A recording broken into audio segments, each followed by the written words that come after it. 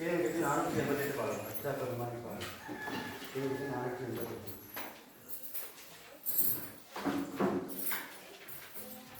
வெச்சா பெருமானி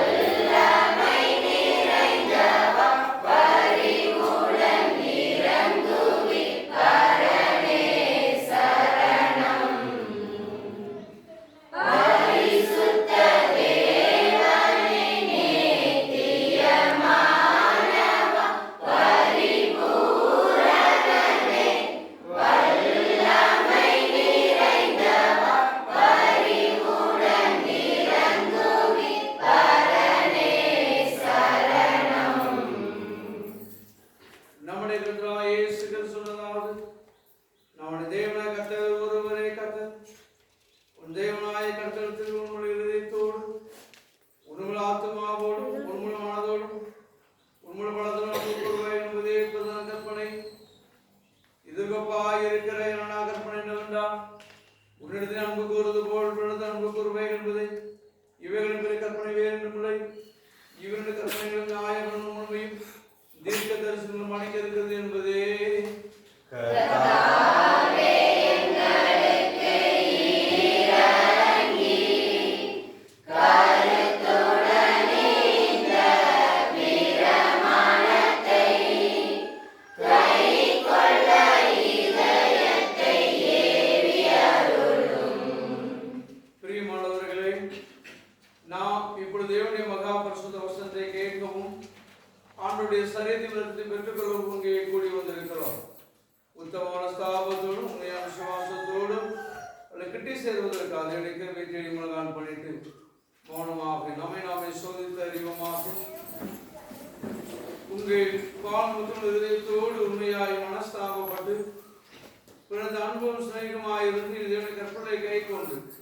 புதிதாக்கப்பட்டவர்களாய் அவருடைய பரிசுத்த மார்க்கத்தில் நடக்கும் தீர்மானத்திருக்கிற நீங்கள் நமது ஆண்டவராய் இயேசு கிறிஸ்துவின் மூலமாய் சர்வ கடவுளோ பரவாகும்படி பாவங்களை மனத்தாழ்மையாய் அறிக்கையிடுங்கள். பரமபிதாவே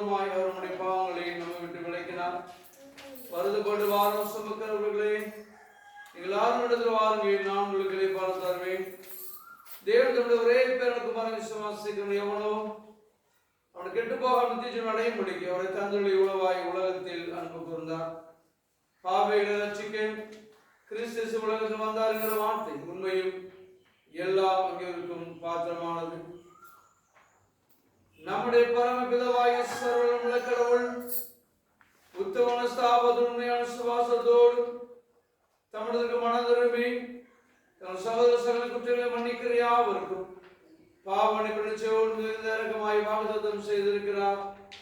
அவர் நம்மிடத்தில் இயேசு கிறிஸ்துவுக்குள்ளே இறங்கி பாவங்களை எல்லாவற்றையும் மன்னித்து அவர்கள் விடுதலையாக்கி சகல நன்மைகளை உறுதிப்படுத்தி நிலைத்து நித்திய ஜீவக்கரையில் சேர்ப்பாராக.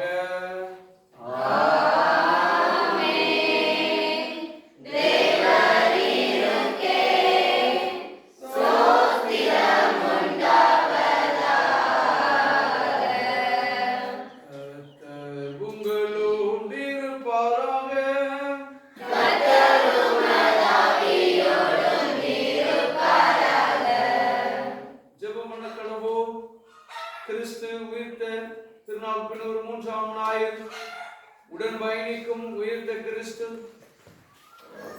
எங்கள் அடைக்கலம் மாறாத துணையுமாக இருக்கிற கர்த்தாவே ஒரு சமூகத்திற்காக செல்லும் என்றும் எங்களுக்கு இடைப்பால் தருக என்றும் வாக்கு பண்ணினீர். மனித துணைகள் எங்களை விட்டு விலகினாலும் சோறு நேரங்களில் நாங்கள் தனித்துவிடப்பட்டாலும் உயிர்த்தெழுந்த ஆண்டவர் தாமே எங்களோடு கூட பயணிக்கிறவர் என்பதை நாங்கள் விசுவாசத்தோடு பற்றுக்கொள்ள தயவு செய்யும்.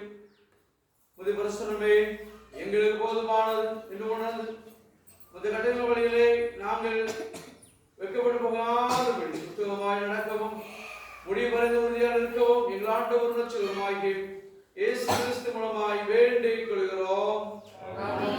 உட்காருங்கள். நிருபபோதி வேதம் வாசிக்க கேட்கிறோம்.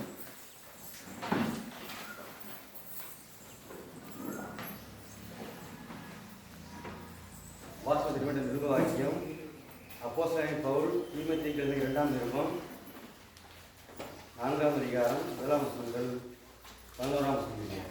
2 தீமோத்தேயு 4ஆம் அதிகாரம் முதலாம் வசனம்.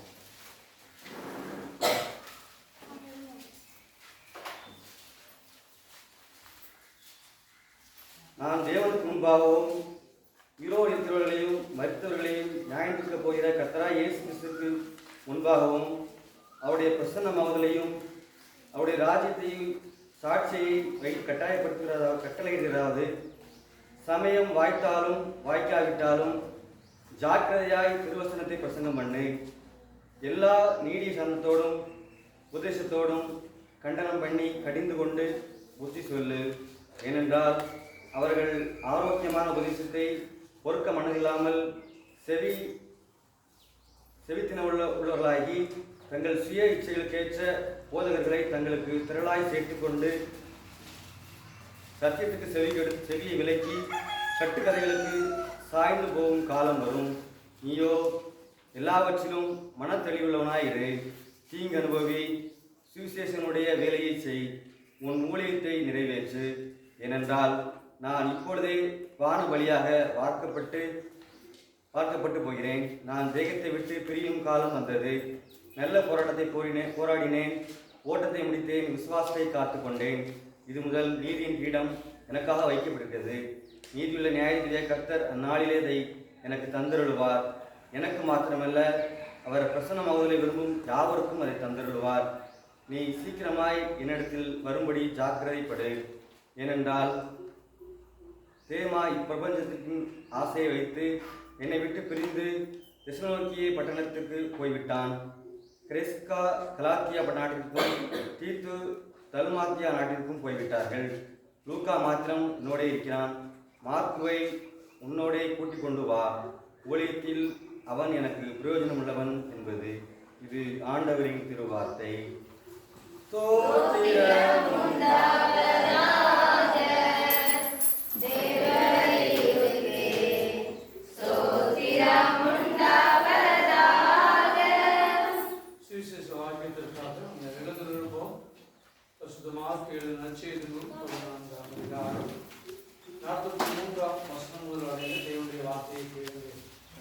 பரிசுத்த மார்க்கு அதிகாரம் 14 வசனங்கள் 43. உடனே அவர் இப்படி பேசுகையில் 12 ஒருவனாய் யூதாஸ் வந்தார். அவரோடு கூட பிரதான ஆசாரியர்களும் வேதபாரகரும் மூப்பரும் அனுப்பினதுனான ஜனங்கள் கடைகளில் விழித்து கொண்டு வந்தார்கள். அவரை காத்துக் கொள்கிறவன் நான் எவனை உத்தம் செய்கிறவனோ அவன்தான் அவனை பிடித்து பத்திரமாய் கொண்டு போங்கள் என்று அவருக்கு குறித்து சொல்லியிருந்தார்.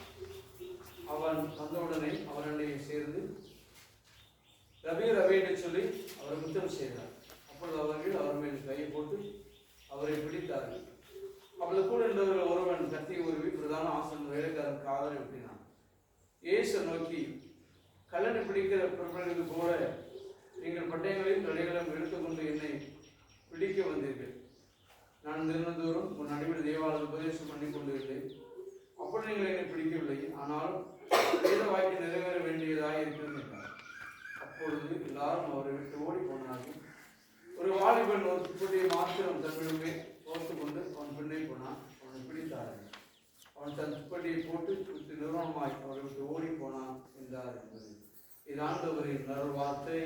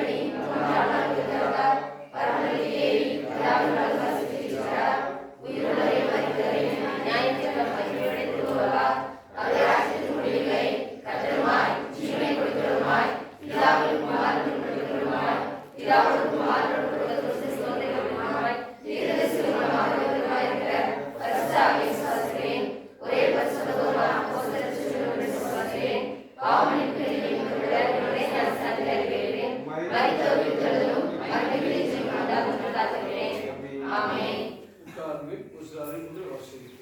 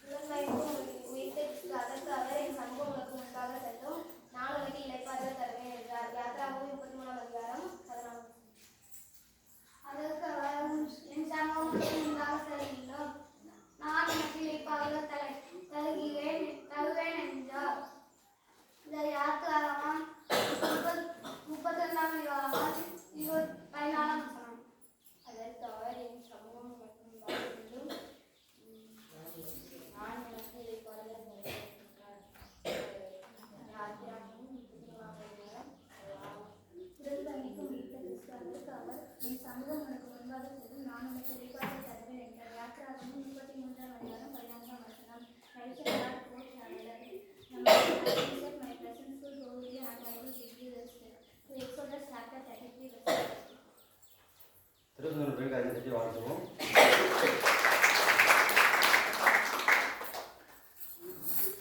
சில அறிவிப்புகள். இந்த நாளில் ஏப்ரல் மாதத்திற்கான மாதாந்திர தேர்வு EBS வகுப்புக்கு அப்புறமாக நடைபெறும். வாய்ப்புள்ளவர்கள் கலந்து கொள்ள நான் உங்களோட கேட்டுக்கொள்கிறேன். இதுமாக நம்முடைய நிறைய தெரிவித்து EBS வகுப்புகள் 24ஆம் தேதி முதல் நேற்று முன்தினம் முதல் ஆரம்பித்து நடைபெற்றுக் கொண்டிருக்கிறது. கிட்டத்தட்ட 10 நாட்கள் இந்த EBS வகுப்புகள் நடைபெறும். இதில் அநேக பிள்ளைகள் கலந்து கொள்கிறார்கள். கிட்டத்தட்ட 70 பிள்ளைக்கு மேலாக கலந்து கொள்கிறார்கள். இதில் ஆண்டு நாம் அறிவுறுத்தியாக நாம் ஒவ்வொருவரும் இந்த குடும்பத்திலும் தனிப்பட்டிலும் EBS வகுப்புகளுக்காக நீங்கள் ஜெபித்துக் கொள்ள நான் அன்போடு கேட்டுக்கொள்கிறேன். உங்களால் இருந்த உதவிகளை நீங்கள் செய்ய நான் அன்போடு கேட்டுக்கொள்கிறேன். ஏனென்றால் நம்முடைய அந்த EBS வகுப்புகளுக்கு காலையிலே குளிர்பானம் மதிய வேளையிலே உணவு கொடுக்க வேண்டியிருக்கிறதுக்காக கிட்டத்தட்ட 4000 முதல் 5000 வரை ஒரு நாளுக்கு செலவாகிறது.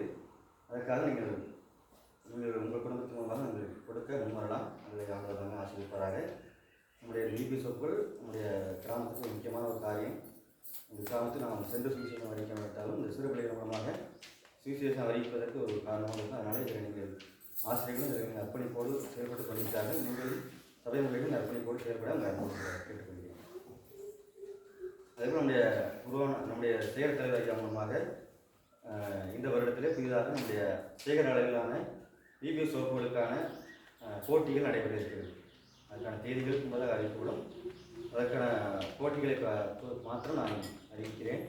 பிகினர் பிள்ளைகளுக்கு வண்ணம் தீட்டுதல் போட்டி, பிரைமரி பிள்ளைகளுக்கு கதை சொல்லுதல் போட்டிகள், அதுபோல் ஜூனியர் பிள்ளைகளுக்கு பாடல் மற்றும் நடன போட்டிகள், இன்டர் பிள்ளைகளுக்கு நாடக போட்டி, அதுபோல் சீனியர் பிள்ளைகளுக்கும் அதுபோல் டீச்சர்ஸுக்கும் சேர்ந்து குறும்படம், சீனியர் பிள்ளைகளுக்கு குறும்படம் மற்றும் கோரியோகிராஃபி, அதுபோல் டீச்சர்ஸ் மற்றும் இயக்குநர்களுக்கு குறும்பட போட்டியும் நடத்தப்பட இருக்கிறது. நீங்கள் அதற்கு ஆயத்தமாக EBS இருக்கிற பிள்ளைகளை ஆயத்தப்படுத்தவும் நீங்களும் குறும்பட போட்டிக்கு ஆயத்தமாக நம்ம கூட கேட்டுக்கொள்கிறேன். அதேமாதிரி நமக்கு EBS வகுப்பு நடைபெறுவதற்கான வருகிற வார ஆராதனையும் நமக்கு காலை 7 மணிக்கு நடைபெறுவதை நான் ஞாபகப்படுத்துகிறேன். வருகிற வார ஞாயிற்றுக்கிழமை ஆராதனை நமக்கு காலை 7 மணிக்கு நடைபெறுவது உங்களுக்கு ஞாபகப்படுது. அதேபோல் அதே நாளிலே மாலை 6 மணிக்கு நம்முடைய EBS வகுப்புகளுக்கான ஃபைனல் டே ப்ரோக்ராம் நடைபெறும். அதிலும் நீங்கள் உற்சாகமாக கலந்து கொள்ள நான் அன்போடு கூட ஞாபகம்.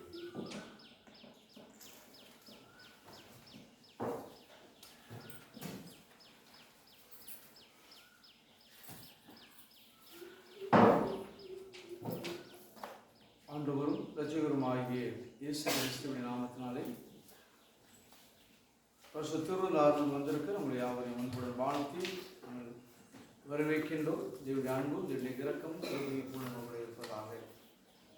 இந்த நாளிலும் தியானிக்கும்படியாக எடுத்துக்கொள்ளப்பட்ட வேத யாத்திராகமும் 33ஆம் அதிகாரம் 14ஆம் வசனம். யாத்திராகமும் 33ஆம் அதிகாரம் 14ஆம் வசனம். அதற்கு அவர், என் சமூகம் உனக்கு முன்பாக செல்லும், நான் உனக்கு இளைப்பாறுதல் தருவேன் என்றார். இருந்தவாறே தலைவணங்கி நாம் ஜெபம் செய்வோம். அன்பின் ஆண்டவரே, நன்றியோடு துதிக்கிறோம், ஸ்தோத்திரிக்கின்றோம், நாங்கள் மகிமைப்படுத்துகின்றோம்.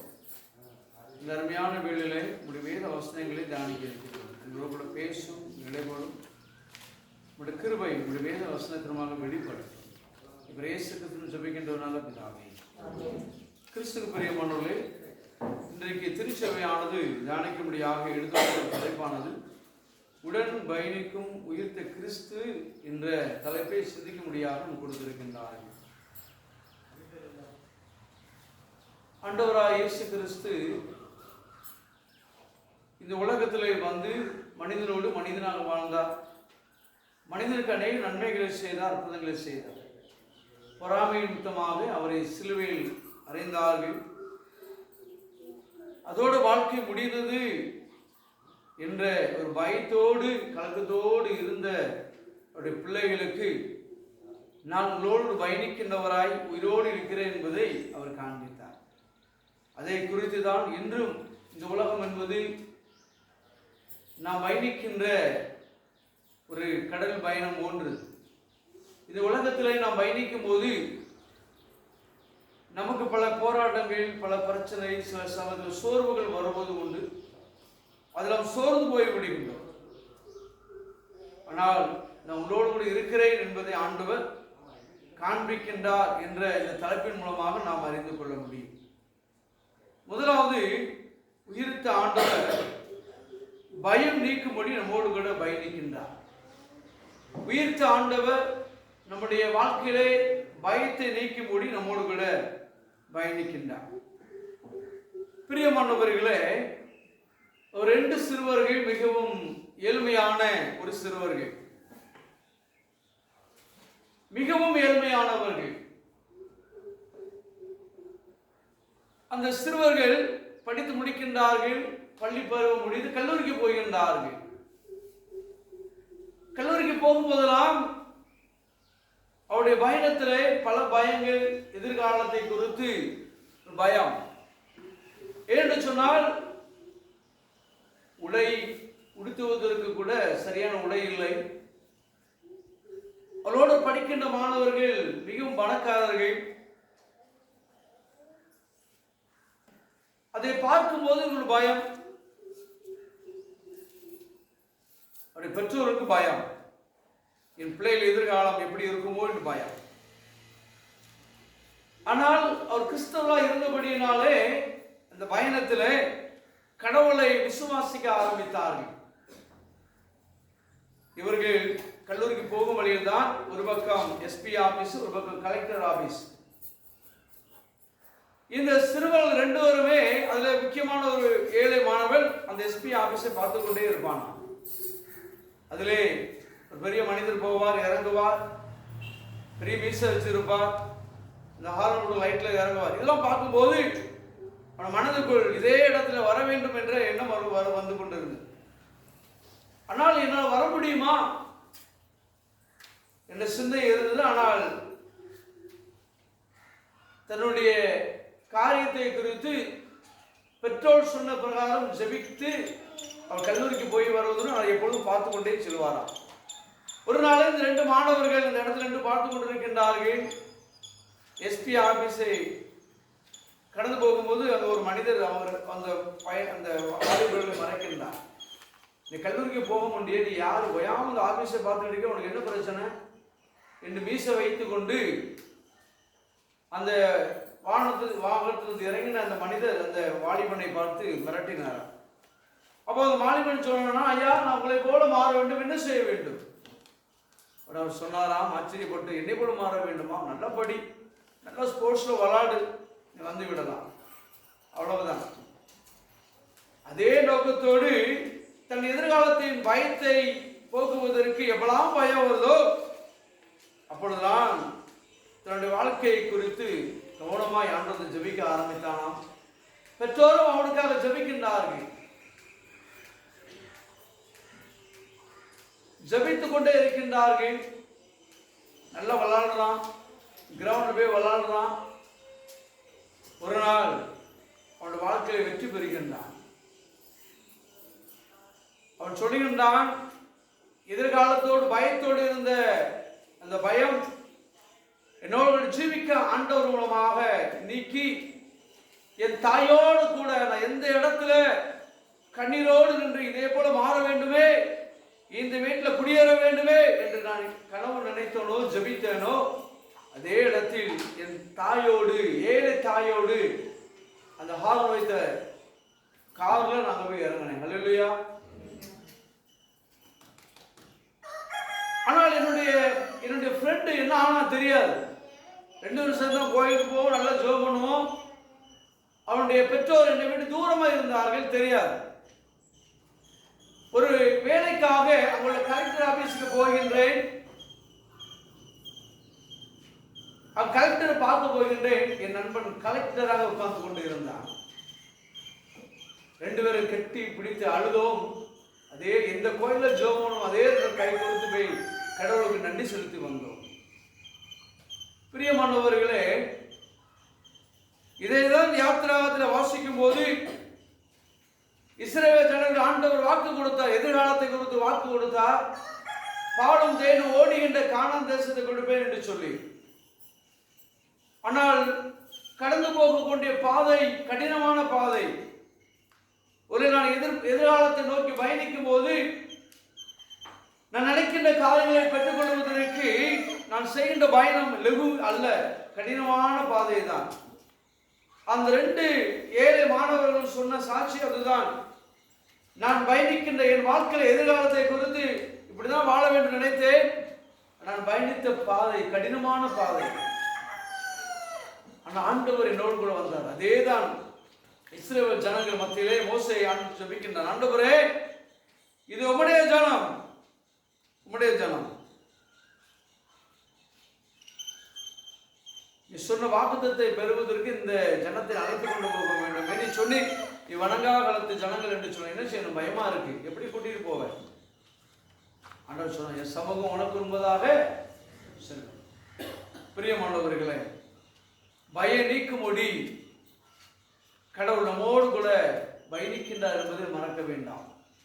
இன்னைக்கு உலகத்தை பயணித்துக் கொண்டிருக்கின்றோம். நம்முடைய பிள்ளை எதிர்காலத்தை குறித்து பயம் நமக்கு வருவது உண்டு. நம்முடைய வாழ்க்கையை குறித்து பயம் வருவது உண்டு. இந்த வாழ்க்கையை எப்படி வாழ போகின்றோம்? இந்த பயணத்திலே கடவுள் நம்மோடு கூட இருக்கிறார் என்பதை நாம் அறிந்து கொள்ள வேண்டும். 2வது காரியம் என்னன்னு சொல்லி பார்த்தோன்னா, உலகம் கைவிட்டாலும் அழைத்த கடவுள் நம்மளை கைவிடுதலை, அவர் நம்மோடு கூட இருக்கின்றார். உலகம் கைவிட்டாலும், எடுத்துக்காட்டாக நீ பார்ப்பீர் என்று சொன்னால், ஆண்டவரோடு வாழ்ந்தவர்கள் இந்த சீஷர்கள். இந்த சீஷர்கள் ஆண்டவர் இயேசுவோடு வாழ்ந்து கொண்டிருக்கின்றார்கள். நல்ல பயணம், எந்த ஒரு பயம் கிடையாது, தைரியம். அவர் இருக்கிறாரியா, அவர் சொன்னா என்ன செய்யும், நடந்துடும். ஆனால் ஆண்டவர் இறந்த பிறகு எல்லாரும் மிரண்டு போய் உட்கார்ந்து இருக்காங்க.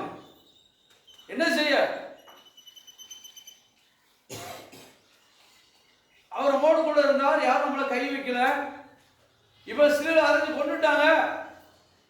இவன் இந்த உலகத்துல போனா நம்மளை எடுத்துருவாங்க. ஏன்னா நீ பார்த்தா தெரியும், வாசிக்கிட்ட சுவிசேஷ வாக்கியத்துல ஆண்டவரே கைவிட்டு ஓடிட்டாங்க. அப்படிதானே? ஒருத்தன் ட்ரெஸ் எல்லாம் ஓடிட்டான், சீமம் மார்க்கு. இந்த சூழ்நிலையில எல்லா பேரும் சொல்றான், அவன் ஃப்ரெண்டெல்லாம் கொடுத்தான், வாங்க வாங்க, அவரை அடிச்சு கொண்டுட்டாங்க. இப்ப நம்ம இங்க வெளியே அழைஞ்சு நம்மளை தூக்கி என்ன பண்ணுறோம், கொண்டு போட்டுருவோம், மீன் பிடிக்க போவோம், பழைய தொழிலுக்கு போவோம் கூடுறான். பயம். என்ன செய்ய? யாரும் நமக்கு கிடையாது. ஆனால் அழைத்த ஆண்டவர் தன் பிள்ளைகள் பயந்து இருக்கிறதை கண்டு காட்சி அளிக்கின்றார். நாம் உயிரோடு கூட இருக்கின்றேன். உலகம் எங்கும் போக சுவிசேஷம் அறிவிங்க, நான் உங்களோட கூட இருப்பேன் என்று சொல்லுகிறதை பார்க்க முடிகின்றது. பிரியமானவர்களே, சீஷர்கள் பயந்து கதவை கூட்டிட்டு உள்ள உட்காந்துருக்காங்க. யூதர்களுக்கு பயந்து அன்று அங்கேயும் தரிசனம். ஏன் தெரியுமா? நான் உங்களை கைவிடலப்பா, உங்க கூட தான் நினைச்சேன்னா. பிரியமானவர்களே, இந்த உலகத்தில் வாழ்ந்து கொண்டிருக்கின்றோம். உலகம் என்னது மனிதர்களால் நாம் கைவிடப்படும், அது உண்மை. சொல்லுவாங்க, நீ பயப்படாத, நான் கூட இருக்கலாம் உனக்கு அப்படி சொன்னவர்கள் நம்மை விட்டு மறைந்து போவார்கள். ஆனால் நம்மை அழைத்த இயேசு ஒரு நாளும் கைவிட மாட்டார். நம்மோடு கூட பயணித்துக் கொண்டிருக்கின்றார், நம்மோடு கூட இருக்கின்றார். அதுக்காக தான் அழைத்தவராய் சீசனுக்கு ஒவ்வொரு காட்சி அளித்தார். கடலவே காட்சி அளிக்கிறாரு. எம்மாவூர் நடந்து வர சீசர்கள் நம்ம கூட இருந்தோம், நம்மளை ரட்சிப்பாரு நினைச்சோம், கொண்டுட்டாங்களையா, 2 பேர் நடந்து போற அங்க போய் காட்சி அளிக்கிறாரு. காட்சி அளிக்கிறா அளிக்கலையா? நான் இருக்கேன், ஏன் பயப்படுறா? இன்னைக்கு நீங்களும் நான் இந்த உலகத்தை பயந்து கொண்டிருக்கின்றோம். இந்த உலக சூழ்நிலை கைவிட்டானா சொல்லலாம், எனக்கு யாரும் இல்லையா, எனக்கு யாரும் இல்லை, உதவி செய்வார் யாரும் இல்லை. அந்த சூழ்நிலைக்கு அநேக பிள்ளைகள் உண்டு. ஆண்டவர் சொல்றாரு, நான் இருக்கேன்னு சொல்றாரு. அல்லேலூயா. நம்மோடு கூட பயணித்துக் கொண்டிருக்கின்றார். உலகம் கைவிட்டாலும் உங்களை என்னை அழைத்தவர் உயிர்த்த ஆண்டவர் நம்மோடு கூட இருக்கிறார் என்பதை நீங்கள் மறக்க வேண்டாம். 3வது, பதில் தருகின்ற ஆண்டவராய் நம்மோடு கூட பயணிக்கின்றார். பாதுகாக்கிற ஆண்டவராய் நம்மோடு கூட பயணிக்கின்றார். 3வது 126 சங்கீதம் வாசிப்போம் என்று சொன்னால், இந்த உலகத்திலே அநேக பதிலுக்காக காத்துக் கொண்டிருக்கின்றோம். அநேக பதில்கள் படித்து முடித்தவர்கள் அதை என்ன செய்யலாம், உலகத்தை தேடுகின்ற போது உலகத்தில் இருக்கின்ற பதிலுக்காக காத்துக் கொண்டிருக்கின்றோம். என்னுடைய பிரச்சனைக்கு தீர்வு என்ன, பதில் யார் தருவா, காத்துக் கொண்டிருக்கின்றோம். ஆண்டவர் சொல்றாரு அங்க 126 சங்கீதத்தில் எனக்கு தாசி பருவகிற கண்கள் எடுப்பேன், எனக்கு ஒத்தாசை வரும்.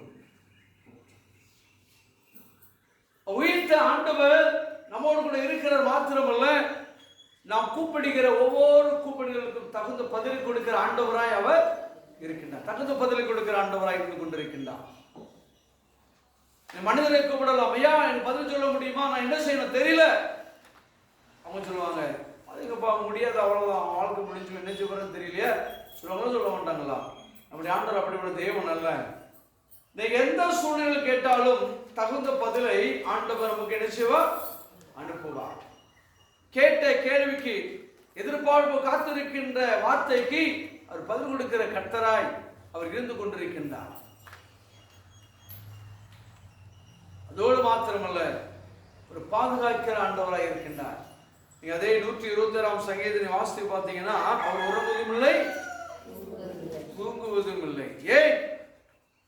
நம் மீது அன்பு வைத்திருக்கின்றார். இந்த உலகத்திலே வருகின்ற எல்லா தீங்கிக்கும் பாதுகாக்கிற ஒரு கடவுள். அவர் சொல்றாரு, கர்த்தர் உன்னை காக்கிறவர், கர்த்தர் பக்கத்தில் உனக்கு நிழலாய் இருக்கிறார். பகலில வெயிலாக இரவில் உன்னை கர்த்தர் எல்லா தீங்கிக்கும். பிரியமானவர்களே, உன் போக்கையும் உன் வரத்தையும் அவர் பாதுகாக்கிற ஆண்டவர், பதில் கொடுக்கிற ஆண்டவர், பாதுகாக்கிற ஆண்டவராய் நம்மோடு கூட பயணிக்கின்றார் என்பதை மறக்க வேண்டாம். நம்மோடு கூட பயணிக்கின்றார். இந்த உலகத்திலே வருகின்ற எல்லா தீமைக்கும் நம்மளை பாதுகாக்கின்றவர். இந்த உலகத்திலே வருகின்ற விபத்துகளுக்கு நம்மை பாதுகாக்கின்றவர்.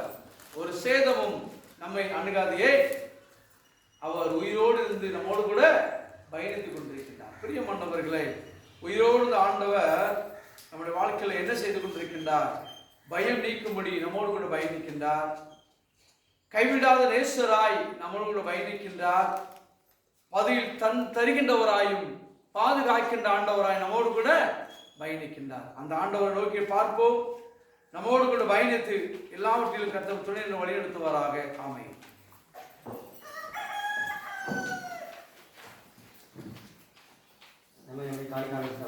ನಾವು ಹೇಳಿದ್ರೆ ಕೇಳಿದ್ರೆ 670 ಭಾಗ ಹೂವಿನ ಅಕ್ಕಂದ ವಿಶೇಷವಾಗಿ ಆಯಿತು.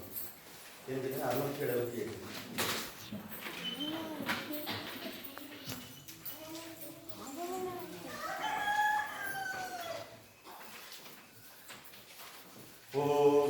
கந்தம் வீசும் சோலையாயினும் நல்ல தண்ணீரோடும் பள்ளத்தாக்கிலேயும் இயேசுநாதன் முற்றம் நாடுவே விண்ணில் சொல்லும் திடம் நோக்கி ஓடுவேன். பின் செல்வேனே மீட்பர் பின் செல்வேனே எங்கேயும் எப்போதும் பின்னே செல்லுவேன். பின் செல்வேனே மீட்பர் பின் செல்வேனே இயேசு காட்டும் பாதையெல்லாம் செல்லுவேன். கார்மேகம் மேலே மூடும் பள்ளமெங்கிலும் காற்றகோரமாக மோதும் ஸ்தானத்திலும் இயேசு பாதை காட்ட சற்றும் அஞ்சவே மாட்டேன். இரட்சகர் கை தாங்க தைரியம் கொள்ளுவேன். பின் செல்வேனே மீட்பர் பின் செல்வேனே எங்கேயும் எப்போதும் பின்னே செல்லுவேன்.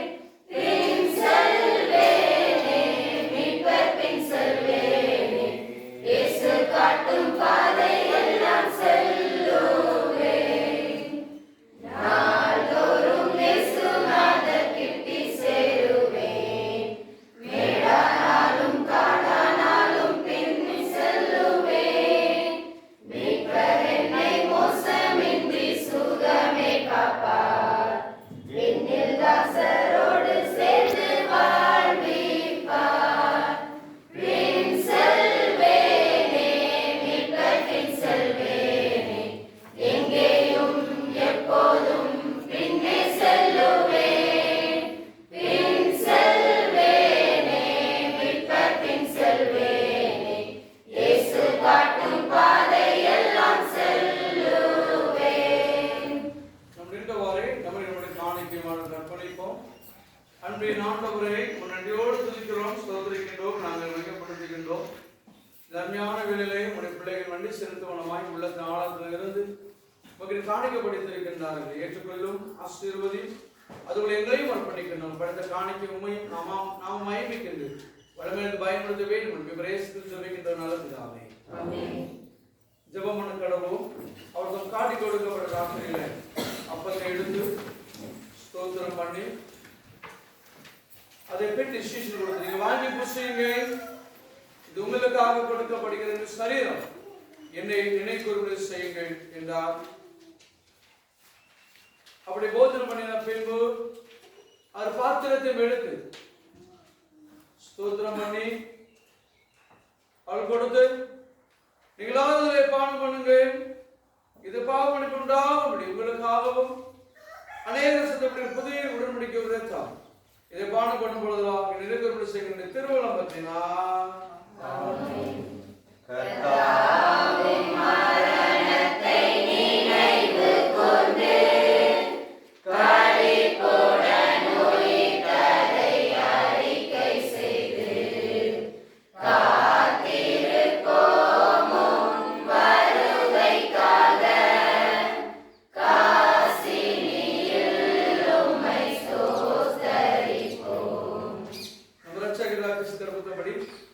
அவர் அருளப்பட்ட தைரியத்தை சொல்லுமாக பரமனில் இருக்கிற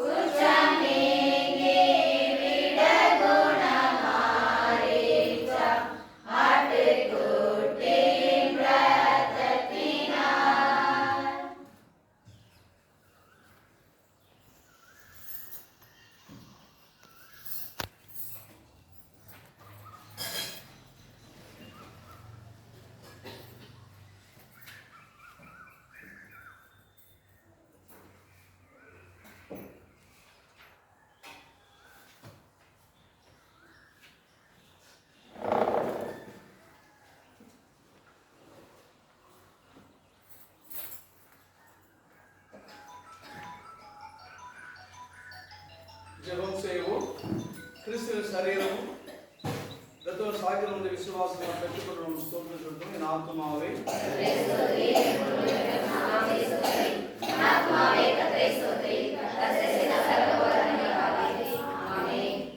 அன்பின் ஆண்டவரே நடியோடு துதிக்கிறோம், ஸ்தோத்திரிக்கின்றோம், நாங்கள் மகிமைப்படுத்துகின்றோம்.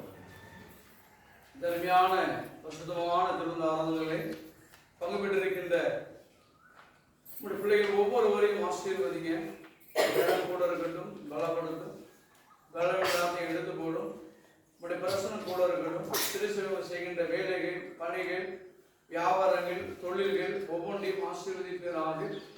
கையில் வியாசம் சாப்பிடுவாய் பாக்கியம் உண்டாது வேத வசனப்படி தகப்பனே உங்களுடைய பிள்ளைகள் ஜெபித்து செய்கின்ற எல்லா வேலைகளிலும் ஆசீர்வாதங்கள் அழிச்ச வேண்டும் என்று ஜெபிக்கின்றோம். திருச்செல்கின்ற பெரியவர்கள், முதியவர்கள், வாலிபர்கள், குழந்தைகள், சிறு பிள்ளைகள் ஒவ்வொருவருக்காக ஜெபிக்கின்றோம். இது ஒவ்வொருவரையும் பெயர் பெறாய் குடும்பமாய் ஆசீர்வதிக்கிறார்கள். பலவீனங்கள், வியாதிகள் எல்லாவற்றையும் எடுத்துக்கொள்ளும். தேவனை கர்த்தர் கூட இருந்து பிள்ளை கரமற்று வழி நடத்தும். உயிர்த்த ஆண்டவர் எங்களோடு ஜீவிக்கின்றார். எதிர்காலத்தை குறித்து ஆண்டவரே வயதோடு இருக்கிற பிள்ளைகள் உண்டு தகப்பனே. எதிர்காலத்து படிப்பு தொடர்ந்து படித்த பிள்ளைகள், 10th படித்து 5க்கு நல்ல ரிசல்ட்டை கொடுங்க. எதிர்காலத்து நல்ல படிப்பை கொடுங்க. நல்ல படித்து வேலை விட்டு காத்திருக்கிற பிள்ளைகளுக்கு நல்ல வேலை வாய்ப்பு கொடுத்து ஆசீர்வதிக்கு ஜெபிக்கின்றோம். சுகமான பரிசுத்தத்தை காத்திருக்கிற பிள்ளைகளுக்கு ஏற்ற காலத்தில் சுகமான பரிசுத்தத்தை கொடுத்து பிள்ளைகளை ஆசீர்வதிக்க வேண்டும் ஜெபிக்கின்றோம். வேண்டிய பணத்தை விளையாட்டு சந்திக்க வேண்டும் என்று ஜெபிக்கின்றோம். பிபிஎஸ் நடந்து அறிந்திருக்கிறேன். பிபிஎஸ் படிக்கிற பிள்ளைகள், டைரக்டர், டீச்சர்ஸ் ஆசீர்வதியும், படிக்கிற பிள்ளைகள் ஆசீர்வதியும், அனுப்புகிற பெற்றோரையும் ஆசீர்வதிக்க ஜெபிக்கின்றோம். இதில் பொறுப்படுத்த அருமையான சபையோட அண்ணனுக்காக ஜெபிக்கின்றோம். அவருடைய துணைவியார் பிள்ளைகளை ஜெபிக்கின்றோம். ஆசீர்வதிக்க பலப்படுத்துங்க. ஆலய படையின குடும்பங்களை ஆசீர்வதிக்க தகப்பனே. குரு குடும்பம் பிள்ளைகளை ஆசீர்வதிக்க ஜெபிக்கிறது தகப்பனே. கிருபை தொடர்ந்து வழி நடத்தும். பாடுகிற பாடல்களையும் பிள்ளைகளையும் ஆசீர்வதிக்க ஜெபிக்கின்றோம். கிருபை தாமட்டு வழி நடத்தட்டும். இவரே சிறிது ஜெபிக்கின்றோம். நல்ல பிதாவே, எல்லா புத்திக்கு மேலான தேவ சமாதானங்களில் இருந்து நீங்க தேவனையும் அவருடைய குமாரன் ஆகிய நம்முடைய ஆதரவு இயேசு கிறிஸ்துவை பற்றி அறிவுள்ள மனநிலைத்திருக்கும்படி உன்னை சிந்தைக்காக கடவுள் பிதா குமாரன் பரிசுத்த ஆவியின் சர்வ தேவனுடைய ஆசீர்வாதம் உங்களுடைய எப்பொழுது இனத்திற்கு கடவுளே.